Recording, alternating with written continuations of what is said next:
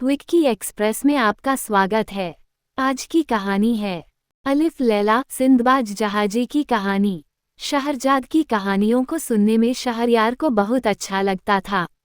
शहरयार को शहरजाद की हर एक कहानी रोचक और मजेदार लगती थी। शहरजाद ने जैसे ही कहानी खत्म की वैसे ही शहरयार को एक और कहानी सुनने का मन हुआ और उसने कहा, तुम्हें कोई और कहानी भी आती हैं? जवाब में शहरजाद ने कहा, बहुत सारी कहानियां आती हैं, और शुरू हो गया फिर एक नई कहानी के साथ जिसका नाम था सिंदबाद जहाजी की कहानी। हम अपने लेख के जरिए आपको सुनाते हैं ये कहानी। शहरजाद ने कहानी की शुरुआत खलीफा रशीद के शासनकाल से की, जहां पर हिंदबाद नाम का एक मजदूर रहता था जो बहुत गरीब था। गर्मी के मौसम की बात है। हिंदबाद अपने सिर पर भारी सामान रखकर कहीं जा रहा था। गर्मी बहुत ज़्यादा थी और सामान भी बहुत भारी था, जिसके वजह से उसे बहुत थकान हो रही थी। हिंदबाद ने अपनी थकान को कम करने के लिए कहीं पर बैठने का फैसला किया। जहां पर वो बैठा उस दीवार से सटे घर के अंदर से कई तरह की खुशबू आ रही थी। यहाँ तक कि गलियों में गुलाब जल से छिड़काव भी किया हुआ था। ठंडी ठंडी हवा के साथ गुलाब जल की महक का पता चल रहा था। इन सब खास चीजों के बीच पक्षियों की मधुर आवाज के शोर के साथ साथ पकवान बनने की सुगंध आ रही थी। इतना कुछ एक साथ होता देख मजदूर को ऐसा लगने लगा था कि शायद ये किसी अमीर आदमी का घर है। उसे जानने की इच्छा हुई कि आखिर यह घर वास्तव में किसका है। मजदूर ने देखा कि उस घर के दरवाजे से बहुत सारे सेवक का आना जाना लगा हुआ है। सेवक को देख मजदूर ने पूछ ही लिया कि इस घर का मालिक कौन है।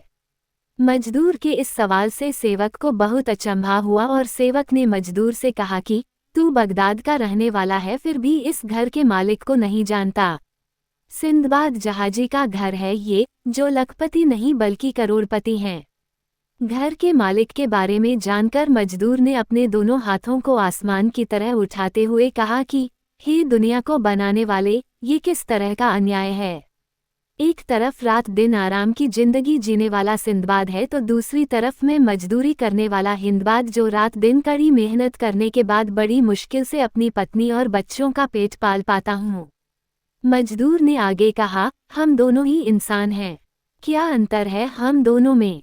मजदूर की बातों से लग रहा था कि वो जैसे भगवान के सामने अपना गुस्सा जाहिर कर रहा हो। मजदूर बहुत निराश होकर अपने दुर्भाग्य पर अफसोस करने लगा। जब वो मजदूर निराश होकर खड़ा था तभी उस घर के सेवक ने मजदूर का हाथ पकड़ते हुए कहा, अंदर चलो, हमारे मालिक सिंदबाद ने तुझे बुलाया है। सेवक की बात को सुनकर मजदूर बहुत घबरा गया और मन ही मन डर के मारे सोचने लगा कि लगता है मैंने जो अभी कहा वो सिंदबाद को पता चल गया है, तभी तो मुझे अंदर बुलाया है ताकि दंड दे सके। डर के मारे मजदूर सेवक से कहने लगा कि मैं अंदर नहीं जाऊंगा, और बहाने बनाने लगा मेरा सामान बाहर पड़ा है, कोई चोरी कर लेगा तो। सेवकों ने मजदूर से कहा कि तेरे सामान को कुछ नहीं होगा, हम ध्यान रखेंगे, और तुझे भी कुछ नहीं होगा। सेवकों के इतना बोलने के बाद भी मजदूर उनसे बहस करता रहा, पर मजदूर की एक ना चली और उसे घर के अंदर जाना ही पड़ा।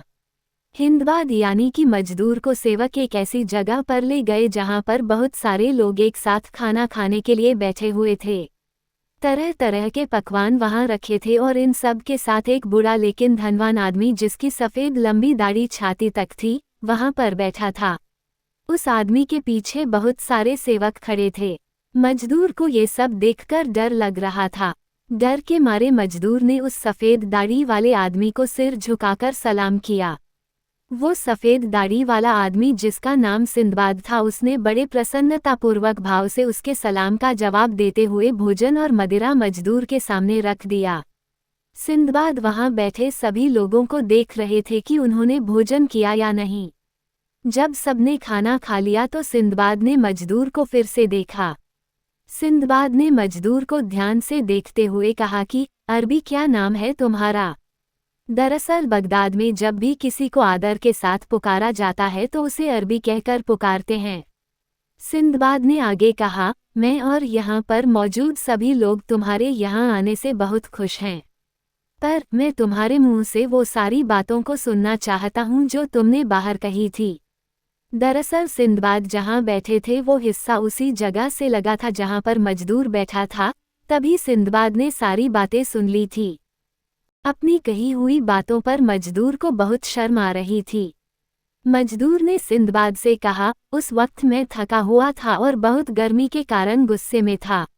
गुस्से में उस समय मेरे मुंह से ऐसी बातें निकल गई जो मैं इस सभा में बोलने की हिम्मत नहीं कर सकता। हिंदबाद मजदूर ने सिंदबाद से अपनी इस गलती के लिए माफ़ी मांगी। मजदूर के माफ़ी मांगने पर सिंदबाद ने कहा, मैं किसी पर अत्याचार नहीं करता हूँ जो किसी के कुछ बोलने पर उसे दंड दूंगा। सिंदबाद ने आगे कहा, मुझे तो तुम्हारी बातें सुनकर तुम पर गुस्सा नहीं बल्कि दया आई और तुम्हारी ऐसी हालत देखकर तकलीफ हुई। सिंदबाद ने मजदूर से कहा, लेकिन तुमने ऐसी बातें कहकर अपना अज्ञान प्रकट किया है। सिंदबाद ने कहा कि तुम्हें लगता है बिना कुछ मेहनत किए बिना ही मुझे ये शान शौकत मिली है।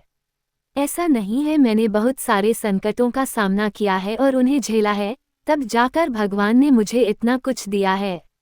सिंदबाद ने उस महल में मौजूद सारे लोगों से कहा, मुझे पिछले कई वर्षों तक मुसीबतों ने जकड़ रखा और बड़े अजीब से अनुभव भी हुए। मेरी कहानी सुनकर आप लोगों को बहुत अचंभा होगा क्योंकि मैंने अमीर बनने के लिए नियम के अनुसार 7 बार बड़ी बड़ी यात्राएं की जिसमें बहुत कष्टों का सामना करना पड़ा। सिंदबाद ने कहा कि अगर आप लोग चाहें तो मैं वह सब हाल सुनाऊं। सभी लोगों ने कहा कि हाँ हाँ जरूर सुनाएं। सिंदबाद ने हाल सुनाने से पहले अपने सेवकों को आदेश दिया कि हिंदबाद का सामान जो वो घर ले जा रहा था उसे उसके घर पहुंचा दें। सेवकों ने अपने मालिक के आदेश को मानते हुए सामान को घर पहुंचा दिया। उसके बाद सिंदबाद ने अपनी 7 बड़ी यात्रा में से पहली यात्रा का वृतांत कहना शुरू किया।